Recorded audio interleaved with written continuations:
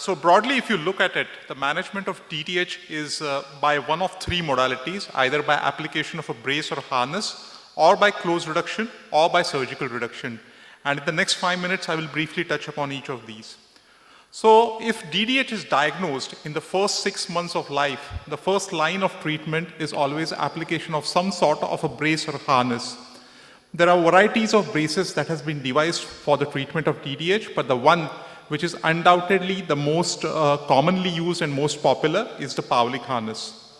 While applying a Paulik harness, great care has to be taken about the technique of application, and I like to follow this checklist which I have put up. But most importantly, it is important that the hip be positioned in approximately 100 degrees of flexion, and under no circumstances should the hip be forced into abduction, extreme abduction, because that is an invitation for AVN. When to initiate treatment? So when it is a frank dislocation, the treatment with Paulik harness should be initiated immediately after diagnosis. However, in cases of subluxation and dysplasia, treatment may be delayed for 3 to 6 weeks because, as Kishore pointed out, there is a certain incidence of spontaneous resolution. Follow-up following application of Paulik harness is highly important. So at 3 weeks, a repeat ultrasound is done, and if it shows a persistent dislocation, then the harness is discontinued. Typically, the harness is applied full time for a period of 6 weeks after attainment of clinical stability.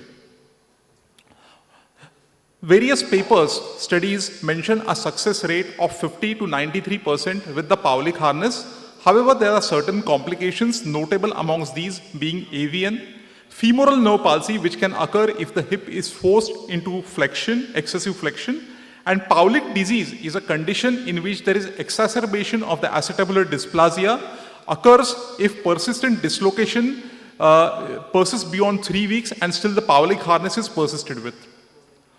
So in cases of failure of Paulik harness, or in children who are older than 6 months, close reduction is performed.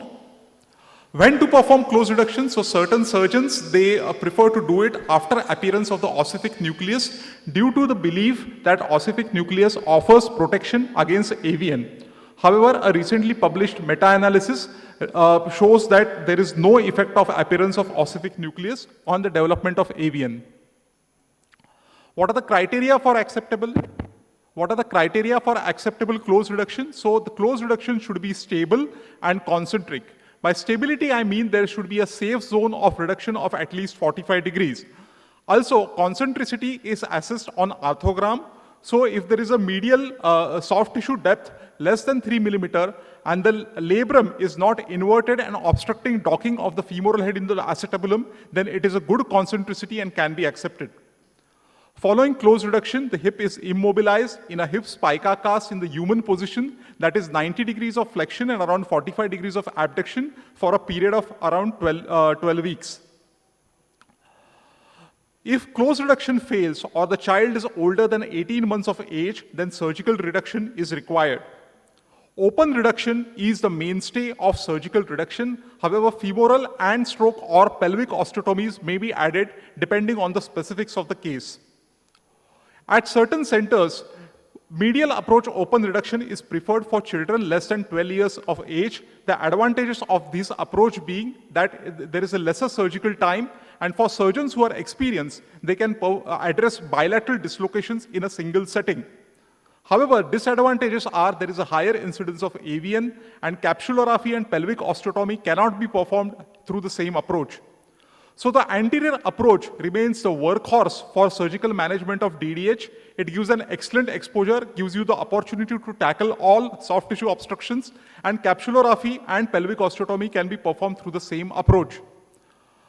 Following open reduction, if more than 1/3 of the femoral head is uncovered, then pelvic osteotomy is required in children more than 18 months of age.